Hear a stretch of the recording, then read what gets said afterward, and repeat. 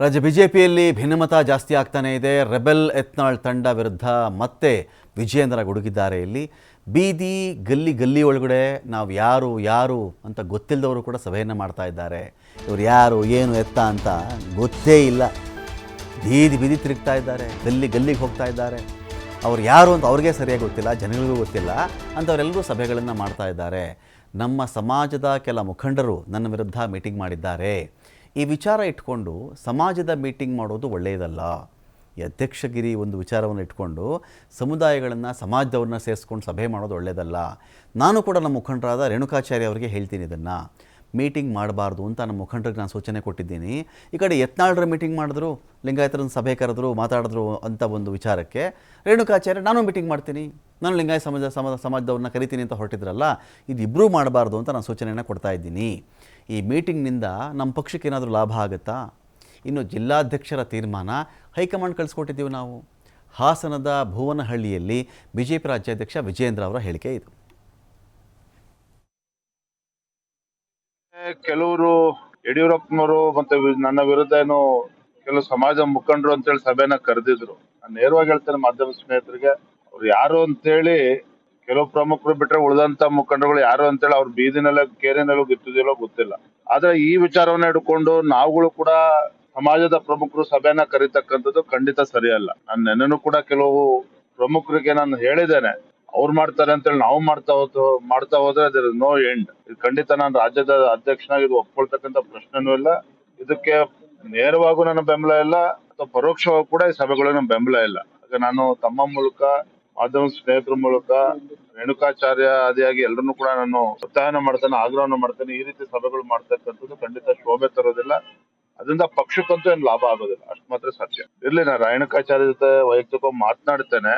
ಆದ್ರೆ ಈ ಸಂದರ್ಭದಲ್ಲಿ ಮೊದಲೇ ಪಕ್ಷದಲ್ಲಿ ಅನೇಕ ವಿಚಾರಗಳು, ಗೊಂದಲಗಳು ಇದೆ. ಈ ಗೊಂದಲಗಳ ಮಧ್ಯೆ ಮತ್ತೊಂದು ಹೊಸ ಗೊಂದಲಕ್ಕೆ ನಾಂದಿ ಹಾಡಬಾರ್ದು. ಈ ರೀತಿ ಸಭೆಗಳು ಮಾಡಬಾರ್ದು. ಬೇರೆ ಕೇಳ್ತಾರೆ, ನಾನು ಇದ್ರ ಬಗ್ಗೆ ಬಹಿರಂಗ ಮಾತಾಡೋದಕ್ಕೆ ಹೋಗೋದಿಲ್ಲ. ಯಾರು ಮುಖಂಡರು ಸಭೆ ಮಾಡ್ತಾ ಇದ್ದಾರೆ ಅವ್ರನ್ನ ಕೂರಿಸಿ ನಾನು ಮಾತನಾಡ್ತೇನೆ.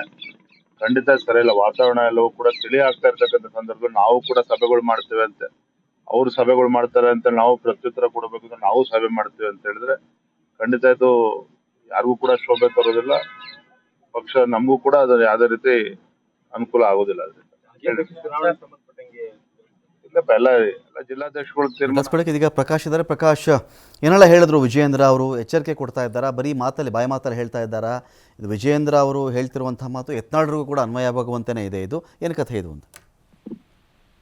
ರಮಾಕಾಂತ್, ಹಾಸನದ ಭುವನಹಳ್ಳಿಯಲ್ಲಿ ವಿಜಯೇಂದ್ರರವರು ಇವತ್ತು ಯತ್ನಾಳ್ ಟೀಮ್ಗೆ ಪರೋಕ್ಷವಾಗಿ ಒಂದ್ ರೀತಿ ಟಾಂಗ್ ಕೊಟ್ಟಿದ್ದಾರೆ ಅಂತಾನೆ ಹೇಳ್ಬೋದು. ಯಾಕಂತಂದ್ರೆ ತುಮಕೂರಿನಲ್ಲಿ ಒಂದಿಷ್ಟು ಸಮಾಜದ, ವೀರಶೈವ ಸಮಾಜದ ಮುಖಂಡರನ್ನ ಕರೆದು ರೇಣುಕಾಚಾರ್ಯ ನೇತೃತ್ವದಲ್ಲಿ ಕೂಡ ಮೀಟಿಂಗ್ ಮಾಡ್ತಾರೆ ಅನ್ನುವ ಮಾಹಿತಿ ಲಭ್ಯವಾಗಿತ್ತು. ತದನಂತರ ವಿಜಯೇಂದ್ರರವರು ಚಿಕ್ಕಮಗಳೂರಿಗೆ ಹೋಗ್ತಾ ಇರ್ಬೇಕಾದ್ರೆ ಮಾರ್ಗ ಮಧ್ಯದಲ್ಲಿ ಒಂದ್ ರೀತಿ ಇವತ್ತು ಹೇಳಿಕೆಯನ್ನು ಕೊಟ್ಟಿರುವಂತದನ್ನೇ ಪರೋಕ್ಷವಾಗಿ ಯತ್ನಾಳ್ ಅವರ ಟೀಮ್ಗೆ ಒಂದ್ ರೀತಿ ಸೂಚನೆ ಕೊಟ್ಟಿದ್ದಾರಾ ಅಥವಾ ಏನು ಒಂದು ಟಾಂಗ್ ಕೊಟ್ಟಿದ್ದಾರಾ, ಒಂದ್ ರೀತಿಯ ಅರ್ಥೈಸ್ಕೋಬೇಕಾಗತ್ತೆ. ಯಾಕಂತಂದ್ರೆ ಈಗಾಗಲೇ ಕೆಲ ಮುಖಂಡರು ಬೀದಿಯೊಳಗೆ, ಗಲ್ಲಿಯೊಳಗೆ ತಾವು ಯಾರೆಂದು ಗೊತ್ತಿಲ್ಲದವರು ಮೀಟಿಂಗ್ ಮಾಡಿದ್ದಾರೆ. ಆದ್ರೆ ನನ್ನ ಕಡೆಯವರು ಕೂಡ ಮೀಟಿಂಗ್ ಮಾಡ್ಲಿಕ್ಕೆ ಹೊರಟಿದ್ದಾರೆ.